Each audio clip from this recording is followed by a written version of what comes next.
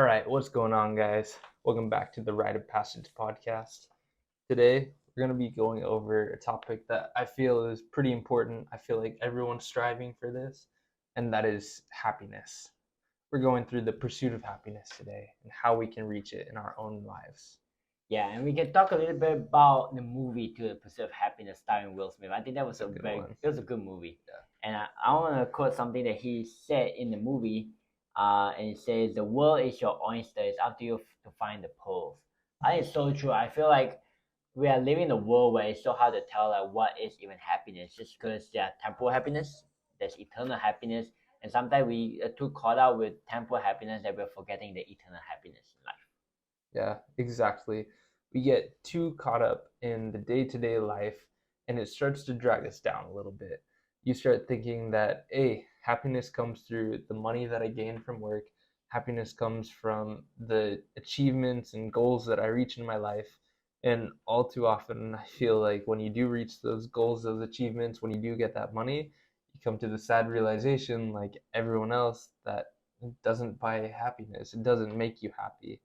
What actually does make you happy is what you learn and what you gain as you go through that journey of reaching your goals or achieving those things that you wanted in your life. I feel like that's what really makes you happy. Like you can't just get caught up in the I want this, I want that, and thinking that that thing will solve your happiness problem for you. That's true. I think if we want to split into points, I think number one point is to be able to distinguish what is temporal and what's eternal happiness. So, for example, I think for me, like right now I'm in college, and so I'm so caught up with trying to network and do everything I can, and forgetting about the experience about being in college. Because like you only can go to college. Oh, I guess you can go to college, man. It's not like for a master's, for a doctor's, but Yeah. different story, right? Most of us we usually go to get a bachelor's, SSA degree, right? And you cannot replace the experience. Obviously, that you can work and get experience, but there is something about college being able to like learn and understand what it means to be independent and everything. And so for me, it's being able to understand that you gotta enjoy the journey. You gotta not get so carried away with like, oh, do this, do that. You gotta enjoy the experience and find your true purpose, like find that eternal happiness. Like for me, I was happy, I was lucky, I had my wife with me as well, and so like being able to have that college experience and being able to focus on working towards marriage really helped me to find that eternal happiness rather than oh I want to do everything that I'm missing the whole point, you know. Yeah, exactly. I feel like it's a lot about mentality almost, where it's like you can find happiness in anything really. Like I lived in the Philippines for 2 years in third world country, and we basically lived in the rice fields in the mountains along with all of the people there. And these people, their food was they would have rice and salt, and that would be their dinner, and they would only eat dinner, and that was it.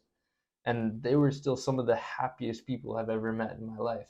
Whereas here in America, we have everything. Like you go to Walmart and you can get any kind of junk food and random crap that you want. Like we're all fat and gluttonous basically. We have whatever we need, but I feel like so many people here end up getting depressed and down on themselves and they start overthinking life a little bit too much. Where in order to find that happiness, I feel like it's that mentality of saying like, hey, I have enough for myself, I'm able to survive, and that's basically all that I need. And then it's changing that mentality instead of here where it's like, all right, we have everything and I need more. It's that I need more mentality that kind of starts draining the happiness from your life a little bit. I think just adding on there, going to another point, I think the main I feel like the main reason of why we are constantly hard to find the true happiness is because we're constantly comparing ourselves. Yeah. Unless they call it, that says a comparison is the thief of joy. I think it was President Thomas S. Monson, the late Thomas S. Monson, that said it before, and I think it's so true. I feel like when we are constantly comparing ourselves, we are never contented in life. Don't you think so? Exactly. I feel like what Leonard was saying, he was sharing experience of how people feel like they're not making enough money, they want to earn more money because this guy is earning more money. And then you're constantly in this chase, you're in this race where you're constantly trying to get more money until you forget to stop and enjoy life on its own. I feel like life is short, and constantly comparing ourselves, we're missing the whole point of life. Yeah. Because it's just like when you start something, it just becomes like a momentum, and it might be too late to realize that you're caught in this whole race that you're missing out on the beauties of life. Yeah, exactly. Like if you're always stuck looking over the fence thinking that the grass is greener on the other side, you'll never notice what you actually have on your own side, what's in your own backyard that can make you happy. All too often, it's those little simple things. It's the relationships that we make with people. It's the things that we learn in our lives that make us happy. Not the things that we accomplish or reach in the eyes of the world. It's not the new Lambo. It's not the money. It's not whatever. But it's about mostly the relationships that we build with the people around us too. Because I feel like oftentimes in our society we kind of idolize like the lone wolf, like somebody that goes out, they go work hard, they do everything on their own, they're made by themselves. But I feel like those people are never really happy. Like they may work hard, they may accomplish a bunch of really difficult things that we think is amazing as a society, but in reality, that's such an empty life to be living. That's not a life filled with happiness. It's a life filled with working for the system, basically, of working for just money and fame and glory. And none of those things lead them to a more fulfilled or a more contented life, like everyone really wants. That's true. I think it's because we're constantly trying to feel like being the lone wolf makes you cool. Yeah. Which I don't think that's true. Or in my opinion at least. I feel like lone wolf doesn't mean like you are the strongest or the bravest person in the world. In the eyes of the world, yeah, you might be the brave, strong alpha type. But when you think about it in the long run, like are you truly happy? Yeah. Like would that status actually help you succeed in life? Because it doesn't. Because like people forget pretty easily. Yeah. You may be the top in the world. Next day you're gone. Like Tom Brady retired from NFL. Like I'm sure people look at him like the goat of football. Yeah. But when he retires, there's gonna be a new goat. There's gonna be someone gonna replace him. Yeah. So what happens to Tom Brady? He'll be pushed to the side, and there'll be a new quarterback king in the NFL world. And so we are replaceable. No matter how we try to deny the fact, we are gonna get replaced one day.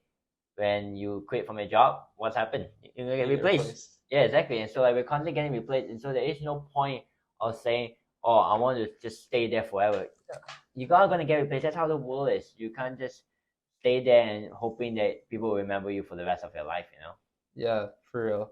You can't get caught up in thinking like, oh, I have to build a legacy, and if you don't, then you tear yourself down. Oftentimes, like a lot of our sadness and our sorrows and our hardships come because we tear our own selves down, because we pull ourselves back down because we think that we aren't good enough. And also maybe we spend too much energy in the pursuit of those things that maybe aren't as important as we think they are. I like to think of it as like every single day you wake up and you have a certain amount of energy that you can use. Correct. And a lot of that energy is used in the choices that we make every single day. Whether that choice is like, hey, I'm going to go to work on time. Hey, I'm going to go work out today. Hey, I'm going to eat right today. All those choices start taking up a little bit of energy. And then toward the end of the day, you kind of run out of all that energy. And then that starts to tear you down almost, where you're like, shoot, I didn't do this right. I didn't do this right. Like I could have made this choice better. And then you slowly start to lose that happiness that you think you were gaining in pursuits of things that maybe weren't as important as they should have been, maybe aren't as good as they needed to be.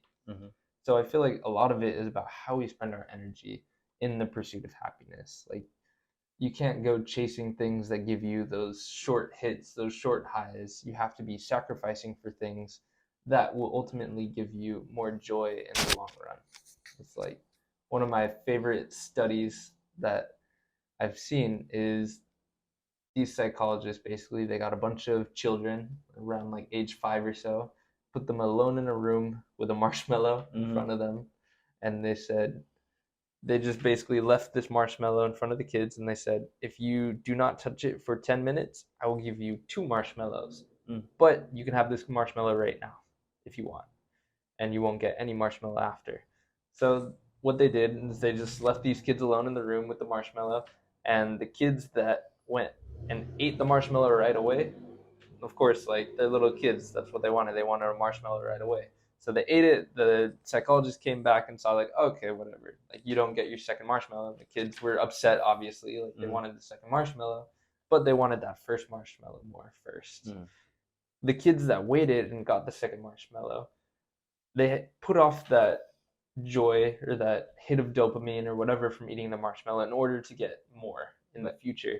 And what they found is that those kids that were able to do that ended up living more full, successful, happy lives because they were able to put off that little bit of pleasure or something that we think would have brought us joy or happiness in order to get something that's better down the line.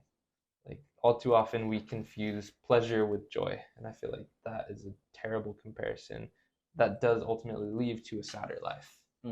I just adding on to that, I think we can summarize that into a point. I think is understand this. I feel like when we're chasing for happiness, we're constantly sometimes letting our standards go. Yeah. Just like what Leonard was saying. I feel like if the kid, when they all have standards, for example, their standards like, all right, I'm gonna wait to the second marshmallow.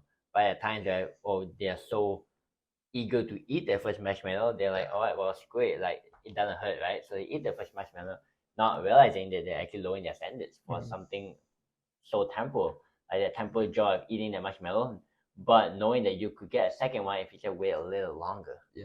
Same with life as well. I think I always believe that when we do the right thing and have good desires, you will be able to receive the greatest blessings of life when you continue to work hard and do all you can, especially with keeping your standards. Because like you may feel like the world might treat you unfairly, but I believe that everything will work out in the end when you continue to work hard and keep your standards high. No matter how the world looks at it, you should not let the world dictate your standards. Yeah. Because I feel like that what differentiates a true man and I don't know what's a good comparison. A true man and somebody, right? Yeah, just anybody going around through life. Yeah, you can just be like a random person. I feel like that's what differentiates you is your standards. I feel like the world has a whole different standards like people, especially teenagers, are trying to follow. But though that standard is only gonna bring you down, and it's only just gonna go downhill from there. Like there is no uphill from following the world standard, just because that's temporal. It's not eternal happiness that we are striving for, and for the reason we are here on the earth. Yeah, exactly. The world's standards, you can't let them control your life, because if the world controls your standards, the world controls your happiness too, and it will never let you reach either of those things. I feel like all too often in our society, we're told like things that make you happy are quick and easy. It's like, oh, I'm happy when I'm eating junk food. I'm happy when I'm looking at pornography. I'm happy when I'm cheating on my test. I'm happy when I'm looking for that easy fix on life. And I feel like everyone knows that those things do not lead to happiness. In fact, they lead to way more misery after. And they take away from your brain's ability to reward you for doing hard things, for putting off that one marshmallow in order to get two. It makes it so that your brain doesn't reward you for doing that. So then you start eating that marshmallow first every single time. You start taking those easy, simple pleasures in hopes of that vain happiness that will never show up. It'll never help you because the world never gives you that.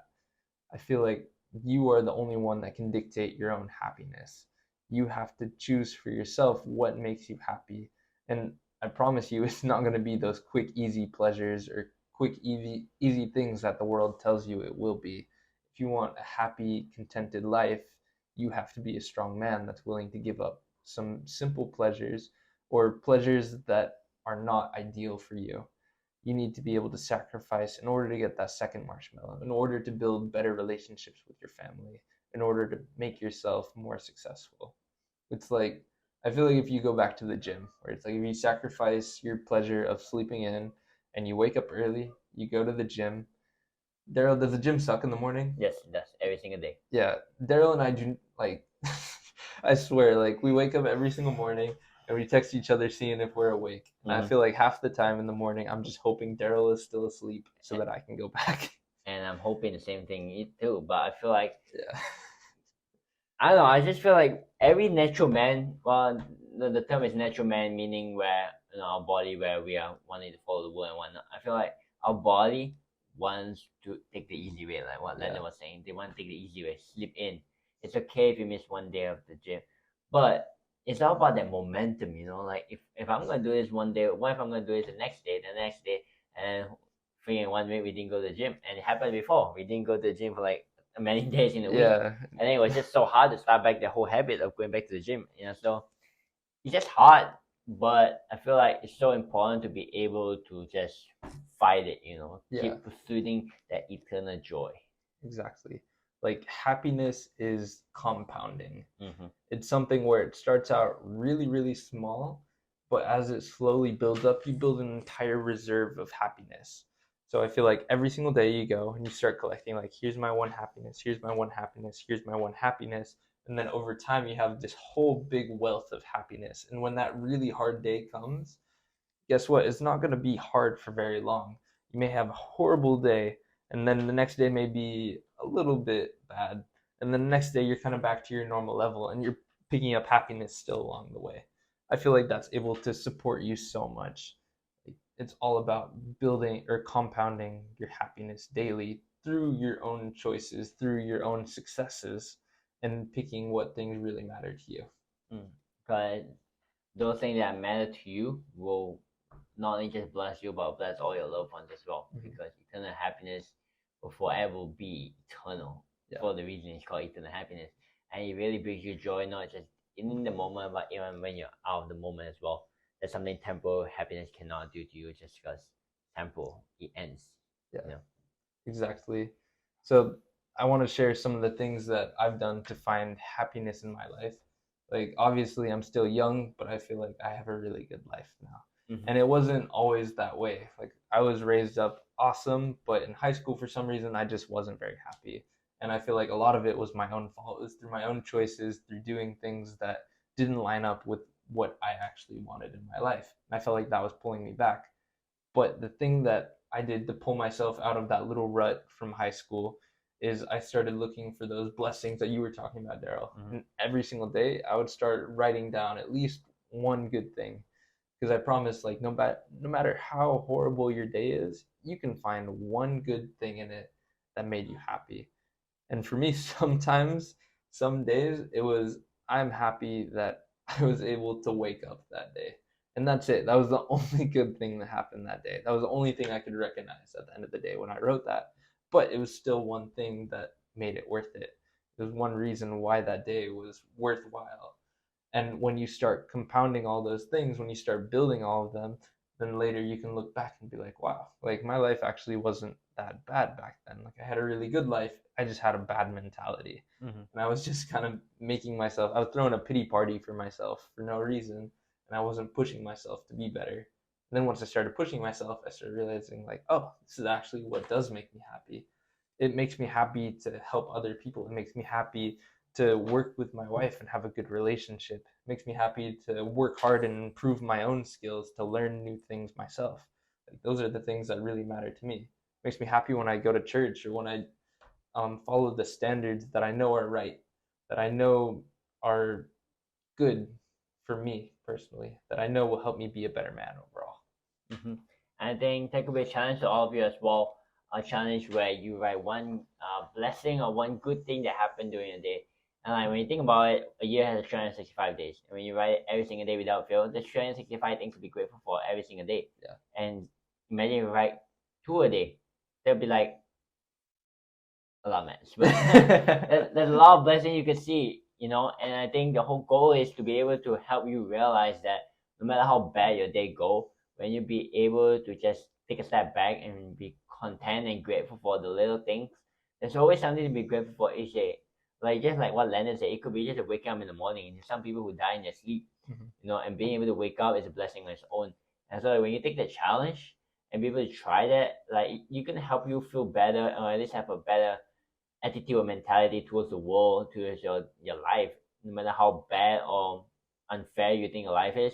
There's always something to be grateful for, and with that, you can be able to continue to build on it and continue to strive and continue to improve in your life, in every single aspect of your life, and you'll be able to see how much growth you have, you could do when you just change your mentality and just being and seeking for that eternal happiness. Yeah, exactly. it's all about mentality, guys. And also, I just want to say, like Daryl and I, we do realize like there are people that actually do have depression and things like that that do make their lives very difficult. And sometimes you can't just change your mentality when you have something like depression or whatnot. But I do feel like you can give yourself a fighting chance as you try and seek out the good things in life, as you seek out those things that actually make you happy, instead of trying to commit your life to the world's standards or to what the world wants you to be or what the world says happiness is on Instagram or on YouTube or whatever. So, really, guys, we just want you to be better. We want you to live fuller and happier lives because all of us are here in the pursuit of happiness. We're all here to live good lives. Like, what's the point of living a long life if it wasn't a good life? And we're on our own respective journeys. Everybody's journey is different. It's tailored different, and so not worry if your journey is a little different from your friends, from your brothers, your sisters, and your whole other family members, your loved ones. Everybody has their own journey to find that eternal happiness, and everybody have their own different goals, visions in your life. So do not compare yourself. Focus on yourself and just keep to the road that lead to eternal happiness, and stay on the course no matter what challenges and trials that come your way. Stay the course, and I know that the end goal is like that two marshmallow. It'll be worth it after all the patience and waiting and just sacrificing your will to eat that first marshmallow. You all make it in the end. Yep. Exactly, guys. We're on the pursuit of those two marshmallows, the pursuit of happiness, the pursuit of a better life. We're all on a journey to become better men. And guys, Daryl and I are here for you, just like we know that you guys are here for us. We're all on this journey together. We're all on different paths. But as we continue to push each other, we can all become better men together. So hope to see you in the next podcast. Stay tuned, like, comment, subscribe for more content to help you to become better men. Here we go, guys. This is Landon. This is Daryl. Peace.